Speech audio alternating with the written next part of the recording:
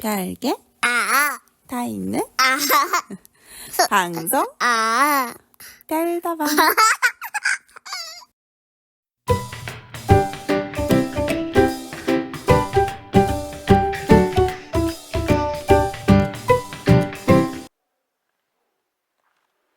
안녕하십니까.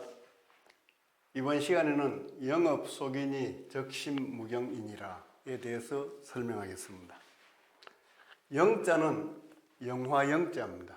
영화 영자다. 자, 나무에서 불이 쭉 쏟아나는데 나무에서 넓게 불이 쏟아나는, 불이 솟구친다라는 그런 뜻입니다. 그래서 영화 영자다 하는데, 이것은 불로도 보이지만은 이것은 바로 나무에서 나무 가지, 잎이 무성하게 자라난다는 그 뜻이 됩니다. 꽃이 핀다. 잎도 피고 꽃이 화려하게 핀다는 그런 뜻의 한자가 바로 영화영자입니다. 업자는 일업이다.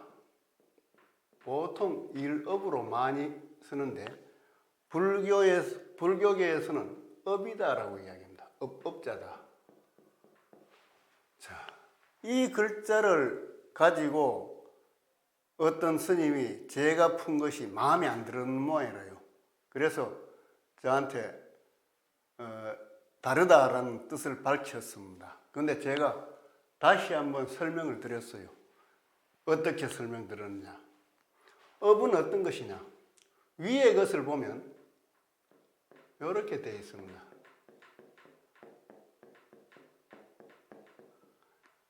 여기 하나, 둘, 셋, 네 개지요. 하나, 둘, 셋, 넷. 꼭 네 개가 아닙니다. 여기 계속 이어질 수 있어요. 뭐 수없이 이어집니다. 살아가면서 사람들이 만드는 것입니다. 설립자, 만드는 것이 바로 업입니다. 이 업이 어떠냐? 밑에 뭐가 있습니까? 안일미. 사람들이 살아가면서 수없이 만들어가지만은 아직 끝이 안 났다는 겁니다. 그래서 이것을 줄여서 바로 이렇게 쓴 것입니다. 이렇게 써놨어요. 그래서 사람들은 이것을 잘 모르는 겁니다. 모르니까 모든 한자를 설명하는 모든 책에서 나름대로 쭉 설명을 해놓고 있습니다. 그런데 저는 한자 이 자체에 충실하다라는 겁니다. 그러면 뜻이 보입니다. 자, 이것이 설립자 4개 모아놓은 거 맞죠? 만들어냈다. 쭉 사람이 살아가면서 세워놓은 겁니다. 그런데 밑에 끝이 안 났다. 그러면 이걸 조금 더 구체적으로 풀어내면 이것이 딱 있습니다. 이 글자가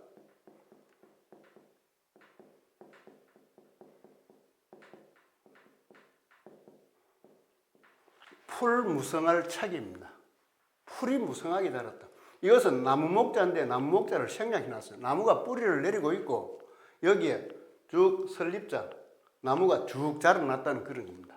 그러니까 나무 뿌리에서 나무가 수없이 많이 무성하게 자라났다. 풀 무성할 착. 그런데 풀이 무성하게 자라났는데 아직 끝이 안 났다. 안일미. 끝이 나면 좋겠죠. 어떤 거 무성하게 피었으면 끝이 나면 또 다음 단계로 넘어가는데 끝이 안 나고 계속 이어진다는 겁니다. 그래서 이것이 사람이 살아가면서 하는 일도 끝이 안 나는 것이고, 업이 씌었다. 이런 이야기 하듯이 이 사람의 업이 아직 끝이 안 났다라는 글자가 바로 업업자, 일업자입니다. 이렇게 설명하면 글자가 분명해집니다. 뜻이 분명해지고 뜻을 쉽게 이해할 수 있는 겁니다. 또 쓸 수도 있어요.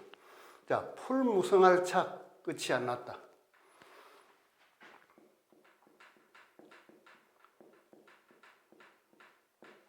대할 대자입니다. 이것도 땅 위에 풀이 무성하게 난 것을 손으로 가꾼다. 풀이 무성한 것을 땅 위에 풀이 무성하게 난 그 나무를 손으로 법도에 맞게 대해서 잘 자라도록 하는 것이 바로 이 대할대자입니다. 그래서 이 대할대자 약자는 또 우자를 쓰고 마디촌을 쓰기도 합니다. 또 손으로 대해서 가꾼다. 또 그럴 문자처럼 이렇게 써서 대할대자 약자를 쓰기도 합니다. 이게 바로 뭐냐? 글을 대하듯이 나무를 가꾸어라라는 그런 뜻이 이 속에 들어있는 겁니다. 풀이 무성하다. 그러나 끝이 안 났다. 사람이 태어나서 쭉 이어지는 것이 업입니다. 자, 어르신들이 있는 데서 수업을 하면서 업이 끝났느냐라고 이야기 질문을 했더니 아무도 끝이 안 났다라고 이야기를 하고 계십니다. 그런데 언제 끝이 나십니까? 라고 물었더니 죽어야지 이 업은 끝난다 라고 말씀하세요. 맞습니다. 죽기 전까지 업은 계속됩니다. 계속 이 업이 세워져 나가요. 근데 딱 죽어야지 자신의 업은 끝이 난다. 정말 멋진 한자가 되는 겁니다. 이 풀무성한 것을 인부부자 있죠. 인부가 지고 있어요. 그래서 이것은 번거로울 복이라고 합니다. 번거로울 복. 이 번거로운 일을 하는 사람이 누구냐? 번거로운 일을 하는 사람이 종이라는 겁니다. 종복, 마부복. 아마 마부의 일도 되게 번거로웠던 모양입니다. 그래서 사람인을 붙여서 종복, 마부복이라고 이야기하고 있습니다. 그래서 노복이다 할 때 종노자, 종복자 이렇게 해서 노복이란 말이 성립이 됩니다.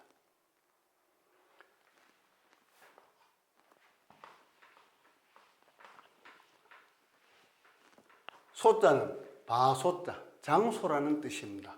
이건 쉽게 기억하십시오. 이거는 지계문호라고 하죠. 지계호자라고 하는데 지계호자는 잘못된 것이고 지계문호, 외짝문이라고 보면 됩니다. 문이 두 짝인데 한 짝문, 이것을 지계문호라고 이야기합니다.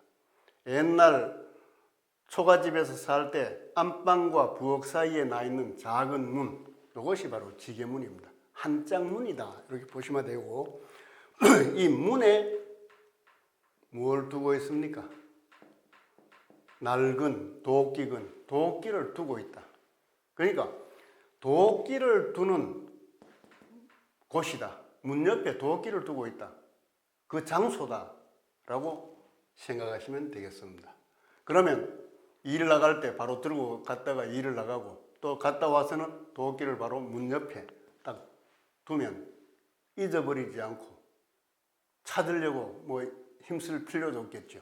그래서 장소소자는 문 옆에 도끼를 둔 장소다, 바소자다 이렇게 생각하시고, 그 다음에 터기자는 이것은 그기자라고 보통 이야기합니다. 3인칭 대명사 그기자라고 하는데 이것은 키를 그린 것입니다. 키. 이 키를 가지고 곡물을 수확해서 키질해가지고 먼지나 거스러기 이런 것을 날려버리죠. 그리고 그 남는 것은 키에 남아 있습니다. 이 키질을 하는 겁니다. 이것은 양손의 뜻이 있습니다. 양손으로 붙잡고 키질을 한다. 이것이 키기자의 원래 글자입니다. 그런데 이 키는 뭐로 만드느냐? 대나무로 주로 만들죠. 그래서 이것이 뒤에 키기자가 되기 위해서는 대죽 머리를 붙이고 있습니다. 그래서 그 기자는 땅 위에 키를 둔 곳이다. 땅 위에 키를 둔 땅이다. 중요한 키가 곡물을 깨끗하게 먹기 위해서는 굉장히 중요하니까 중요하다라는 뜻을 나타내고 있습니다. 적자는 이것은 문서적이라고 이야기하는데 천자문 다른 책에서는 깔개자, 자리 자자로 이렇게 쓰고 있습니다. 이거는 풀로 만들었고 이거는 대나무로 만들었다는 겁니다. 자, 풀로 했을 때는 이것은 까는 자리다라는 뜻이 있고 이것은 기록한다, 또 적어 놓는 그런 뜻이 있습니다. 그래서 이것은 대나무에 옛날 죽간, 목간 할 때 죽간에 기록을 한다는 겁니다. 어떻게? 이거는 쟁기례라고 하죠. 쟁기를 갈듯이 대나무에 기록을 해놨다. 무엇을? 이것은 애석자라고 합니다. 애석, 옛날이라는 거죠. 이 애석자는 어떤 뜻이냐? 해가 있습니다. 이게 날이라는 뜻이죠. 날인데 위에 이것은 홍수가 지나간 날. 옛날 사람들은 홍수를 굉장히 두려워했죠. 그래서 요순 임금이, 요순, 우 이런 임금들이 치수를 잘했기 때문에, 물을 잘 다스렸기 때문에 성군이다라는 그런 의미가 부여되는 겁니다. 그래서 이 옛날에 물이 지나간 이것을, 홍수가 지나간 것을 기록해놨다 하는 뜻이 바로 문서적자의 뜻입니다. 그래서 적심, 심할 심자, 심할 심자는 이 글자만 가지고 풀이한다면 달감자, 짝필자,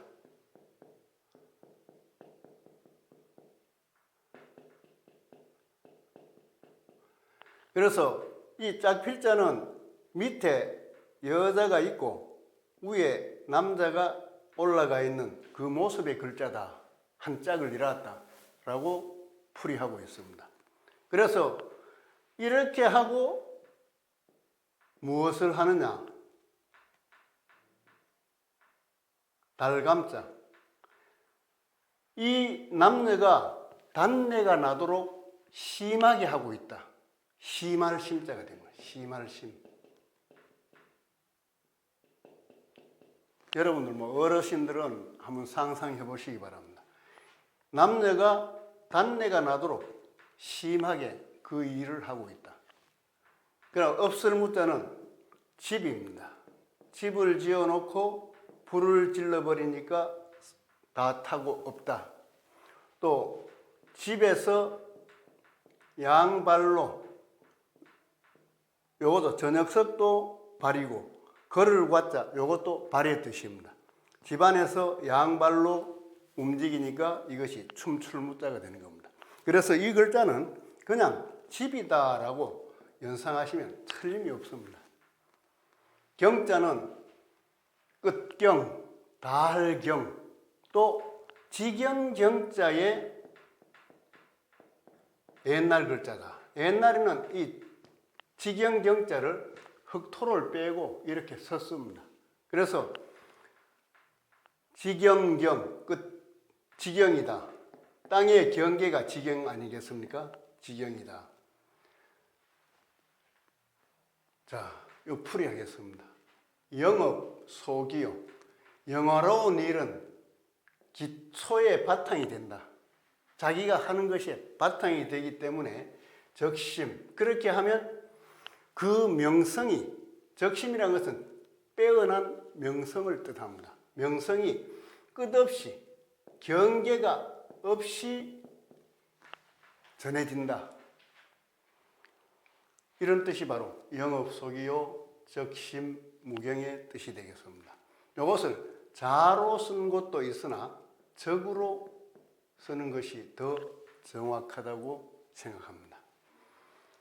영업, 자기의 어떤 빛나는 업의 바탕을 바로 딱 정해지면 그것은 그 이름이, 그 영업의 번성함의 그 이름이 명성이 널리 퍼지는데 경계가 없다. 그러니까 경계가 없으니까 온 사방, 온 나라에 그 명성이 다 퍼지게 된다는 그 뜻이 되겠죠. 그래서 한 나라를 이루는 것도 바로 마찬가지입니다. 그 기초가 잘 되면 그 일을 한 사람의 이름은 경계가 없이 전 국민들에게 다 바로 전달될 거다라는 것이 바로 천자문 이 8자가 가르쳐주는 교훈이라고 생각합니다. 사람들도 개인도 마찬가지입니다. 자기의 일이 정말 잘 되는 바탕을, 튼튼한 바탕을 딱 이루어진다면 그 명성이 적심, 빼어난 명성이 끝없이 널리 주위에 퍼질 것이다. 전달될 것이다. 라는 그런 뜻이 됩니다. 일을 잘하는 것도 중요하고 착하게 살아가는 것도 정말 중요하다고 저는 보고 있습니다. 남을 돕는 것도 꼭 따라야 되겠죠. 주위에는 불우한 분도 많이 계십니다. 특히 호국 보훈의 달을 맞이해서 우리 주위에 정말 국가를 지키기 위해서 헌신하신 그분, 어렵게 사신다면 주위에서, 지방자치단체에서, 국가에서 많은 도움을 주셔가지고 여생을 편하게 보낼 수 있도록 모두 관심을 가질 때가 되었습니다. 감사합니다. 좋아요와 구독 눌러주세요.